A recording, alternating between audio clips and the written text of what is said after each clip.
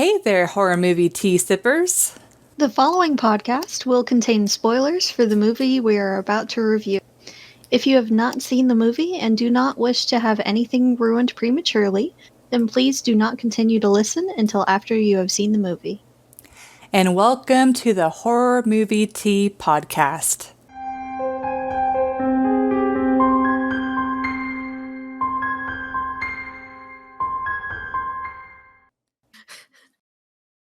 Today, we are covering I don't know, I feel like it's kind of got a little bit of a cult following, but regardless, we are covering Krampus, or Krampus.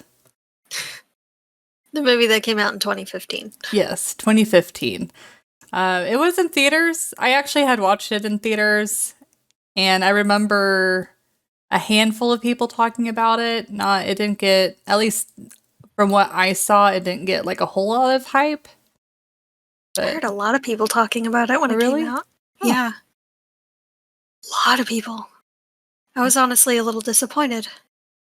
Oh. Maybe it's because I saw it pretty shortly after it came out. I don't know. Probably. I don't know. But anyways, so first off, with our tea, I will go first. I cheated, and I bought Thai boba tea, and sounds tasty. Yeah, I got it from the Tiger Asian Bowl. Oh yeah, they're Thai tea. You're welcome. Yeah, you've changed my life. But anyways, what tea are you drinking? I went herbal, and I'm drinking the Perfectly Mint herbal tea from Bigelow. But that will help with your allergies. Is it Bigelow? It is Bigelow, yeah. My allergies have been going nuts today. Mm-mm. So this will hopefully help a little bit. Yeah. But it's very soothing. I love this kind of tea is always kind of odd to me, but I love it. Like it's hot, but it's got a really cooling effect from the mint. Yeah. That's pretty cool. And it was the most Christmassy one I could find.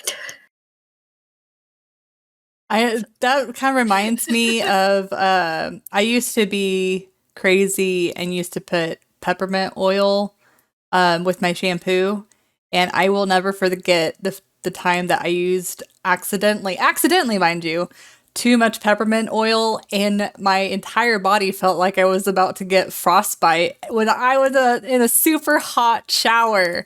It was horrible. I do not recommend. And actually, I found out that essential oils tend to be way more irritating than they are potentially beneficial as far as like putting it on your skin and stuff. So don't recommend. It depends on the situation and how much you use. I know peppermint oil has been kind of a lifesaver with me and bug bites, particularly mosquito bites. I am slightly allergic to mosquito bites, so when I get bit, it swells up like I got hit by a softball. So if I can catch it soon enough to when I was bit, if I wait a little too long, it doesn't help as much. Lavender oil helps with that. But if I can catch it right after I was bit, it doesn't swell up near as much, and it doesn't itch near as bad if I use a drop or two of peppermint oil. Yeah, I think it depends. Yeah, it's not a cure-all. I know dermatologists are pretty nervous about okaying essential oils because of their potential irritation, but for me, it's kind of hit or miss. I have used essential oils before, but it's like depends. And it's always best to test a little area first to see if your skin is going to have a reaction or not. Carrier oils do help quite a bit in preventing a lot of those things, or at least decreasing the chance of skin irritants, but if your skin's going to have a reaction, it's going to have a reaction. Yes. Like my husband can't get anywhere near the lavender oil. Which is unfortunate, but But we digress. This is not about essential oils, which I don't know. there's a lot of controversy around those. But anyways, which Forget is the beep. which is I fair. turned on the mug warmer. So I got a desk mug warmer, guys, and it's amazing. she listened to my advice. Well, actually, her husband inadvertently listened to my advice. He got me one for our anniversary for each of my desks, and it's amazing, and I love it. 10 out of 10, highly recommend. I know yours is like a freaking Mercedes compared to what I have. It's nice. It's like a stainless steel kind of finish, and you can adjust the temperature. See, mine is like turn off, turn on. It's a $10 or $15 little rinky-dink thing, and it's by the Mr. Coffee brand, so that's That one. I saw that one. yeah, that's the same one I have. No. This one is nice. Rude. I love it. This one is nice. But anyways, Krampus. So, for those who are not familiar with Krampus, well, specifically the movie, and then we'll kind of touch on the lore. So, the Krampus movie is kind of like Gremlins, to where it's got a lot of comedy in it, but it's a very dark, pessimistic movie. I was going to say it's like a Christmas Gremlins, but we also included Gremlins in our Christmas month, so... It is a Christmas movie. Yeah. But it's like, whenever you think of Krampus versus Gremlins, it's like Krampus just like screams Christmas at you, while Gremlins is like, it was a gift for Christmas. But It was during the Christmas time. There are Yes. trees everywhere. No, like, Gremlins counts as a Christmas movie. I count it. But I was just doing a caveat on, Yep. Anyways. Watch yourself. So, the super brief summary, because I have a lot of notes that I want to touch on. The super brief summary is this kid writes a letter to Santa, and because his family is very negative, he kind of becomes upset and rips up his letter and throws it out the window. And this calls upon Krampus, who has a lot of minions such as gingerbread men, elves, A freaky Christmas angel. a Jack-in-the-Box, nutcrackers. Teddy bear from hell. Yeah, and they all come to kill and take away his family. And then at the very end, the kid is like, I'm sorry, I just wanted Christmas to be like how it used to be. And then the movie ends with the kid waking up. It's a happy Christmas. And then Krampus kind of leaves his bell as a Christmas present, and they realize that all of it was real. And you see them as a snow globe on Krampus's shelf. And that's the movie. But, okay, so for entertainment, I personally did a 7.5. And the reason being is it is one of those movies that I consider a Christmas classic and one that I watch on a yearly basis. But I don't know. There's something about it I can't quite put my finger. Maybe it is because it's such a dark movie and it ends so darkly that it's hard for me to consider it an 8. I don't know. What would you put it as? Okay, don't hate me. It's your opinion. I'm not going to hate you.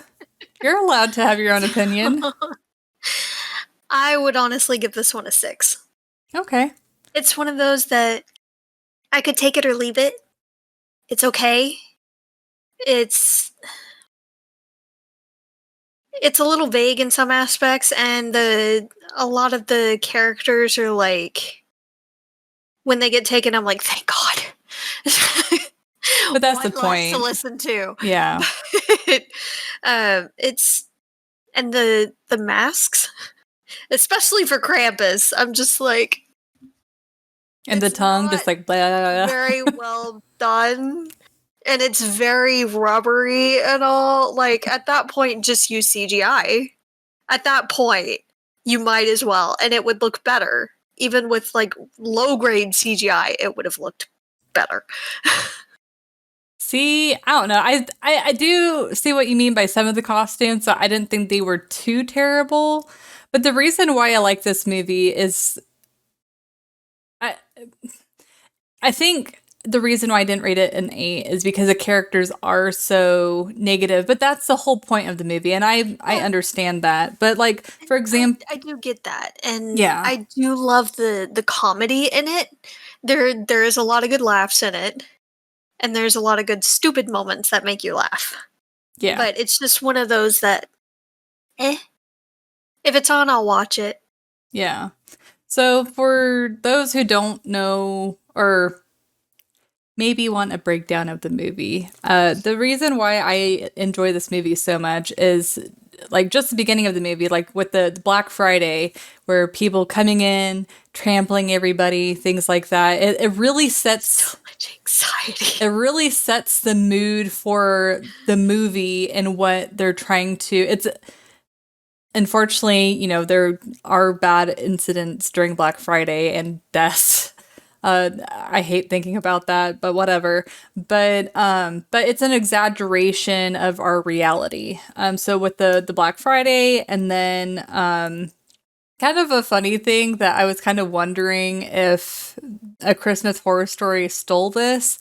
But so in the Krampus movie, there's a German grandma, but then in A Christmas Horror Story, in their Christmas, anthology story, they have a German aunt that's an old lady. So I see some parallels there.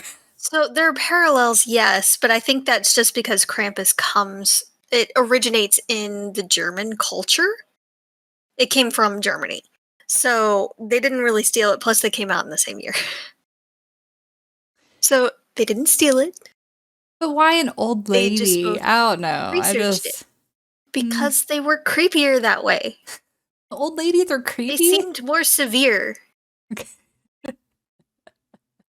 And the one in Krampus wasn't really creepy. She was just, when things started happening, she got very serious very fast. Yeah. And things were very severe. Yeah.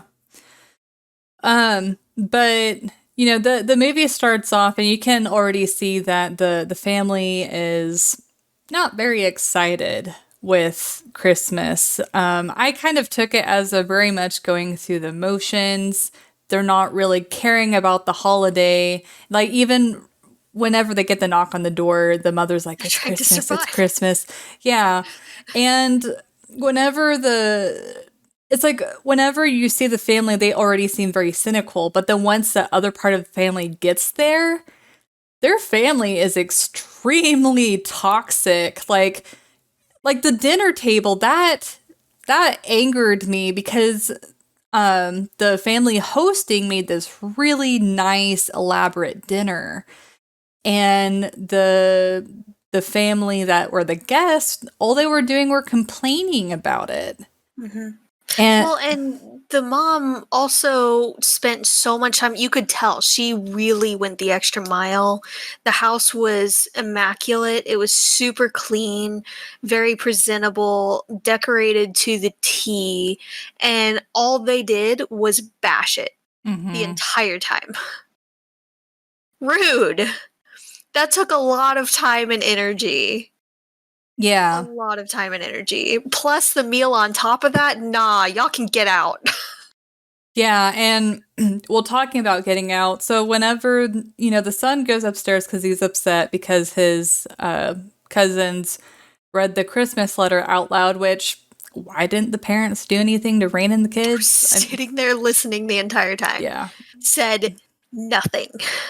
But anyways, the father comes in and he's like, sometimes we have to deal with essentially I took as we pretty much have to deal with them because they're our family and we share DNA. And the kid's like, well, why do we have to do that?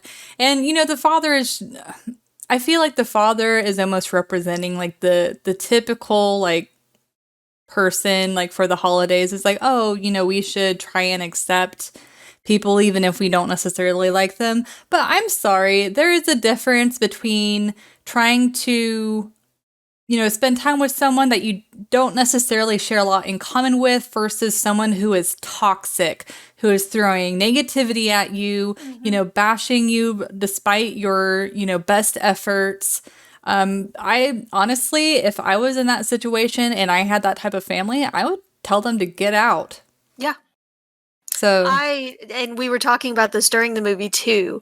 Like, I would have just stood up and been like, okay, you know what? Either you can act polite and like an actual freaking respectful family, yeah. or you can GTFO.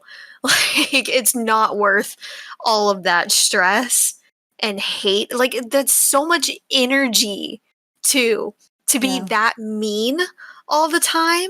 That's so much energy, and it's not worth it to be around it, either the one giving that energy or receiving that energy. So Yeah. bye.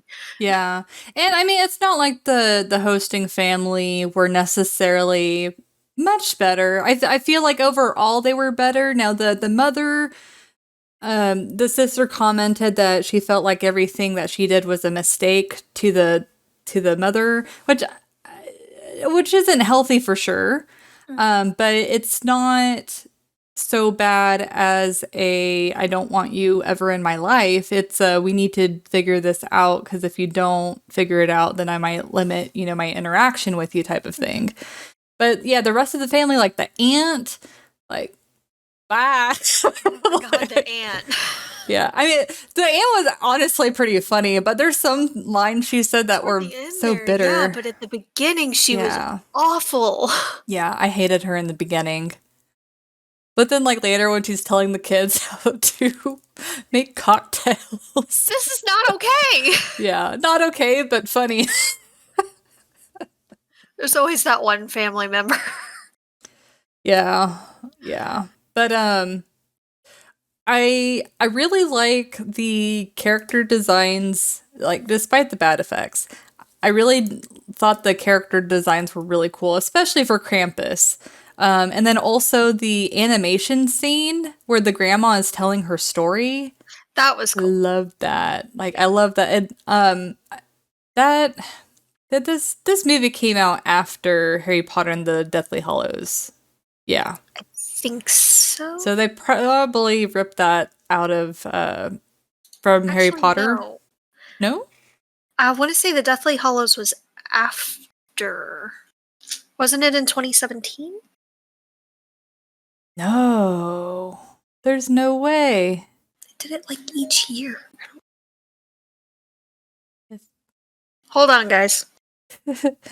Well, okay, while you're trying to find that out, one theory that I want to know your guys' thoughts on is, how in the end of the movie they end up being in the snow globe? Oh, well, nope, you were right. Okay. 2010 was the first one. 2011 was the second one. Okay, Right. Yeah, but because I knew it was pretty soon after I graduated high school. But yeah, because I mean Daniel Radcliffe, he's been in so many movies since Harry Potter. That's fair. And he's looking older, but not in a bad way. Like, he just looks mature now. But anyways, my fun theory before I finish the other thought.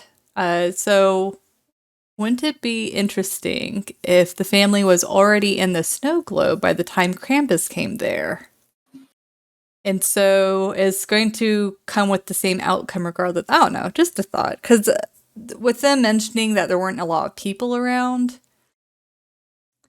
But they did also see that that poor delivery driver that didn't deserve that. He was just the wrong place, the wrong time. Yeah. Frozen solid in a truck. Which, I don't understand why he was frozen, but the teenage girl wasn't. And she was out in the elements, but okay. And I argue that he could have died beforehand and then frozen. But anyway, well, okay, so back to the animation though. So they could have ripped out from Harry Potter on that, but I'm totally fine with that because I felt like that was a really effective scene, and I felt like you really expected what you were getting. it kind of set the mood for what was to come. I don't know. That's just my thoughts. I like the wink that Krampus did. Yeah, that was pretty funny. The shadow of Krampus, and he just winks at her and leaves.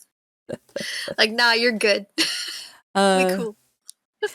But I don't know if you noticed this, but as the family was coming together trying to fight this crisis, they very much became much more of a family. And I feel like in a way kind of reestablished the Christmas spirit, despite the fact that they're fighting for their lives. Well, like, each part of his letter was basically coming true.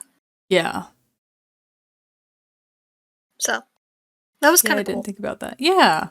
And then at the end, with Max kind of, I don't know, I feel bad saying that Max redeemed himself because he was just mad at the situation. I don't feel like he deserved for Krampus to come and take away his family. If anything, the family deserved it, but he didn't. But having that redemption there at the end, but one thing I really did enjoy about this movie that was really fun is their twist on the Christmas music. The music was good. It's like not only did they kind of play around with like the tune, but they also play around with the lyrics. Like at the very end, they say Krampus and some of the common Christmas songs. I'm just like, yes, yeah. Krampus songs. But, well, I don't have anything else to add. I know I kind of went long-winded there. Oh, you're good. My allergies have got me in a bit of a fog, so yeah. Sorry guys if I'm not more talkative today. I'm hoping this helps kick the allergies in just away. Yeah. I can't form a complete and coherent thought apparently either, so it's all good. This is fine.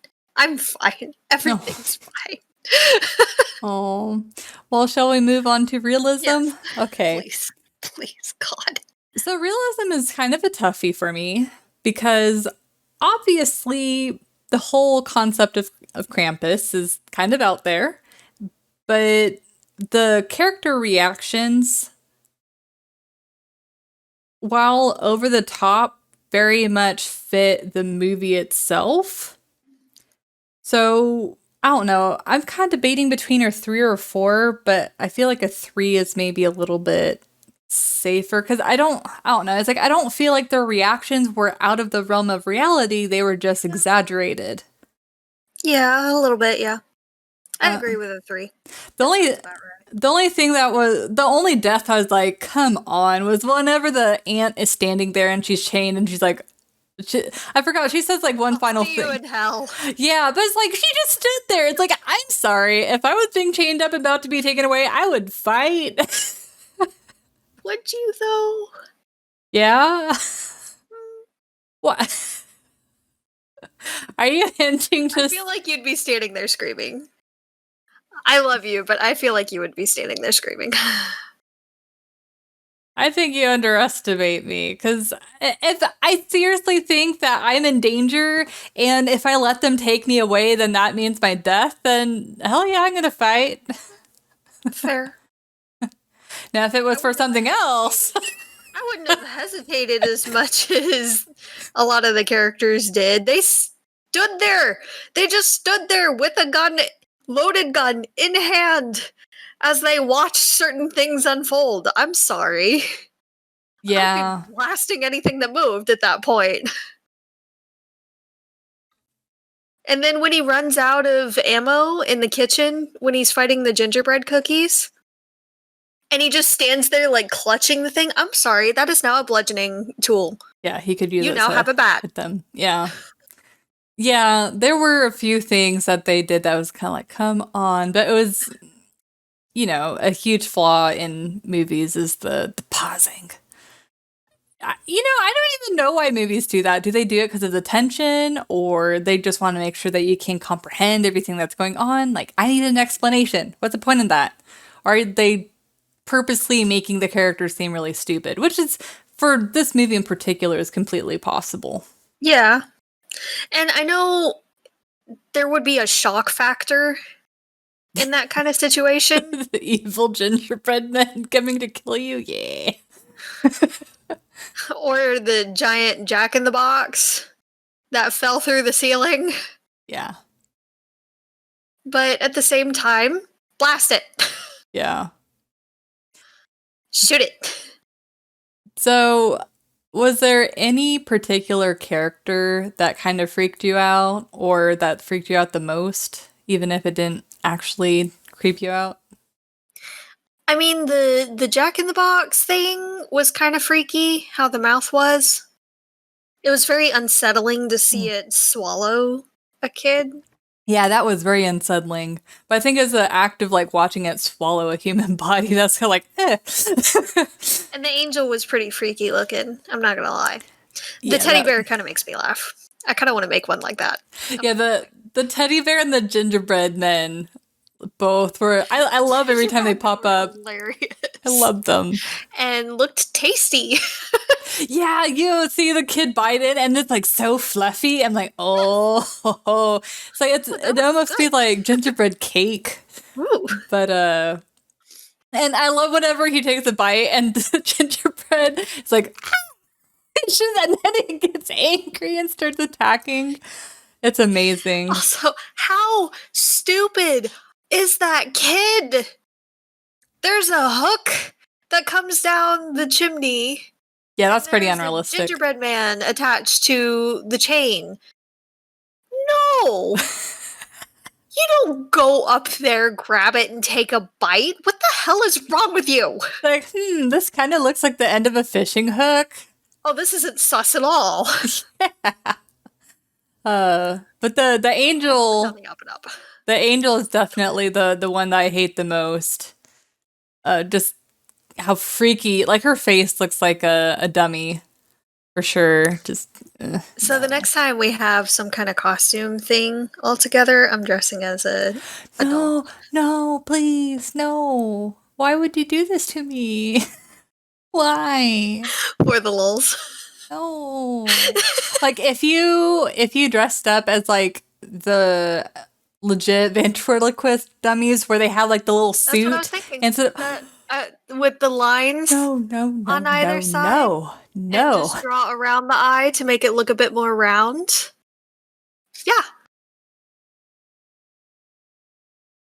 I hate you.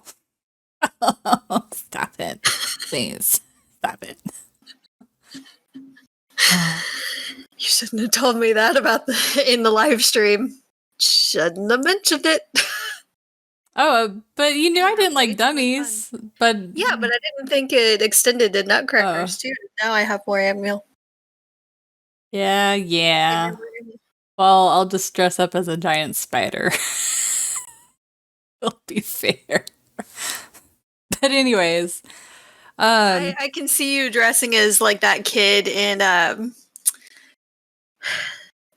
Stories to Tell in the Dark.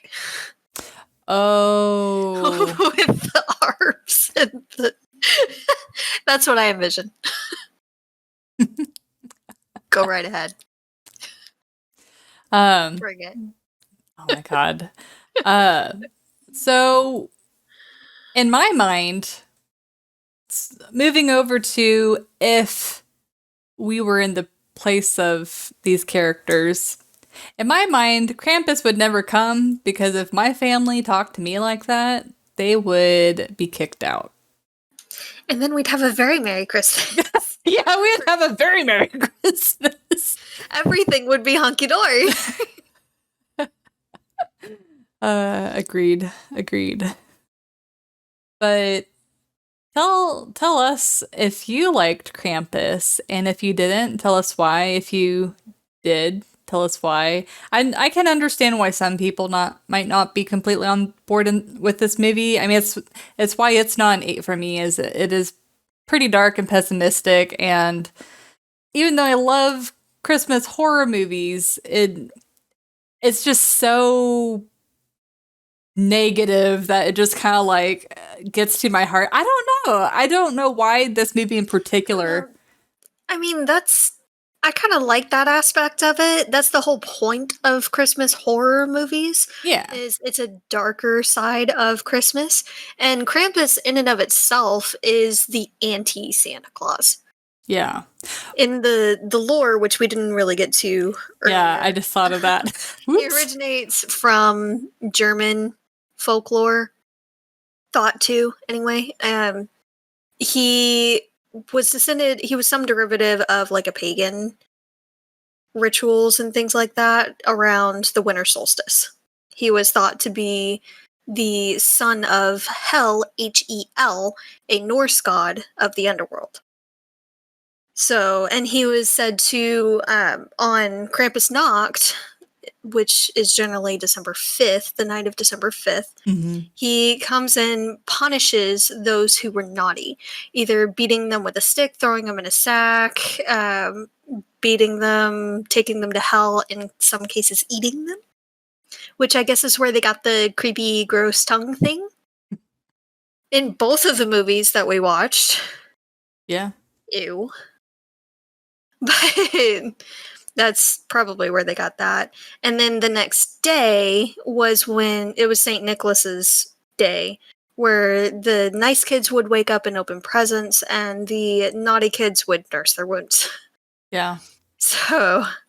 Well, now that I think about it, you do see a lot of pictures of Krampus with like a longer tongue. So that would make sense on like the eating and then them reflecting that in the movies. Yeah. Well, he was half goat, half demon. Yeah. So. Yeah. But one thing that's pretty interesting is how intertwined they made Krampus into the Christmas spirit in this movie. But it's like, if you think about it, there's so many many people don't like to admit it, but there are so many parts of Christmas, if not the majority of parts of Christmas, that are based in paganism. And that's where Krampus originated. So he's literally right at home. He's just like 98% of it is based in pagan rituals and things. Yeah. It's the winter solstice. But one thing that's... He's the sign of fertility. Like, One thing that's a little bit different, though, is we looked up the actual Krampusnacht, and it's December 5th, while in the movie, they had Krampus come as either the 23rd or 24th. So before they said Christmas. They only had to deal with them for like 3 days, so it was around the 23rd. Yeah, but to be fair, I think they probably mainly did that because the lore does say he comes prior to St. Nicholas. So it still lines up with that lore, and then also the movie pacing, because if they had to deal with Krampus for literally like a full month, that'd be a bit ridiculous. And plus, you wouldn't have the excuse of like the whole family coming over and that dynamic. So I have no complaints with them making that modification. Yeah. But yeah, if you guys don't know about Krampus, look up the lore. It's actually extremely interesting. There's a ton of different variety to it. A lot of places in Europe actually have festivals where people dress up as, well, first they drink, then they dress up as Krampus, and then they scare spectators and will sometimes like chase them around. I'm like, as kind of dark as that is, it actually does sound like it'd be kind of fun. Yeah. Sounds like a lot of fun. It's kind of like that. That's what festivals are for, right? Yeah, it's like that yin and yang of the, each side of the holiday. Because typically, at least in America, you think of Christmas as, oh, nothing but happy. But there is a darker, sadder part of it. And I think thinking about Krampus kind of rebalances that thought. I don't know. I think it's a cool concept. There are other dark Yule things too. So That's I forget fair. which area. I want to say it's the Welsh area. I could be wrong, but they have this tradition of someone going around in like a shroud and like a horse skull. Hmm. And it's kind of a carol thing where they knock on the door and they sing, and then the other person, like, they're singing, asking to come in, and then the other person at the door sings back why they can't come in, like different reasons why they can't come in, and they go back and forth. And if the person that opened the door fails to be able to sing back to them a reason why they can't come in, the person comes in and drinks all their beer. So Like at first that sounded really scary. I'm like, oh my God, are they gonna come in and kill their family? Like, what the heck? And then you're like, and drink all of their beer. I'm like, oh, that sounds like fun. that's what they do. It's part of the thing. That sounds like fun. It sounds awesome. It's a carol off, and then if you lose, they drink all of your alcohol. Like, I love how drinking is involved with quite a few of these celebrations. Oh. So if you win, if the person wearing the skull can't respond back, then they move on to the next house. Like, you win, and they move on to the next house. That's great. That's awesome. Uh, I forget what it's called, but it's I saw it somewhere and read up on it, and it sounded awesome. I think we should do that this year. That sounds great. that is pretty cool. And it is really fun to look at other countries and their, don't want to say Christmas because not all of it's Christmas, but their holiday. Yeah, their holiday celebrations for this time of year is really cool. And it's like a lot of it is pretty different, but you can see similarities. And that's what's most fascinating about it, too. Yeah. But it's, a lot of it is like the celebration of the longest night of the year. Yeah. And it's based on the solstice itself. So I think a lot of those are really cool and interesting to learn about. Yep. But before we end the episode, I just need to plug that, don't forget, guys, our 1-year anniversary is in February. And if you love our content, please follow us on Facebook, Instagram, Twitter, YouTube. What's unique about YouTube is we actually have our video version of our podcast as well as the audio, not just the, regular audio with the Podbean or whatever podcast service that you use. But our goal is to hit 100 for each of those websites. So if you can please share with friends and family that you think will like our content as well. We want to make this a community. We want to... I'm not the only one that can't talk today. Yeah, I guess so. But we really want to make this a community. And we can't do that without you guys. You guys are our community. And, the more people you invite, the more people that you know in the community. And, once the community gets big enough, it'd be cool if people can make friends with each other or at least have good discussions about movies. Like, the more we discuss about movies, then the higher the content that movies are produced will come out because, directors, movie producers, these film companies will pay attention to what the public wants. And I feel like we deserve to have better quality films. I think we all deserve scary movies and horror movies that don't rely on jump scares. Let's start that movement. Yeah. Can we? Build the suspense. Bring the suspense back. Yes. Stop relying on jump scares. It's cheap.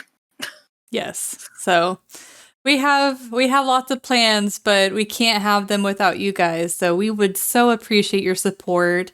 Right now we don't accept any sort of monetization. So just simply, following us and sharing is the best we can ask for. And we very much appreciate any support that you can offer. Yeah.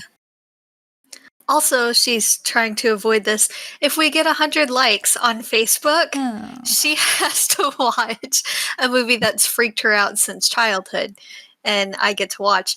So, and we'll make a compilation of all the times she freaks out as well in Mars Attacks. I have no idea how that movie freaks her out, guys. Well, you will find out. But it's bound to be hilarious. So please go to our Facebook page especially and like and share it so we can get to that goal so she has to watch it. Yay. I watched Arachnophobia for you, woman. I know. Make her watch Mars Attacks. Please. And if you have any other suggestions for any other movies that you guys want us to watch and review, then please let us know. In the meantime, stay safe and stay spoopy during this holiday season, guys. Bye, guys. Bye.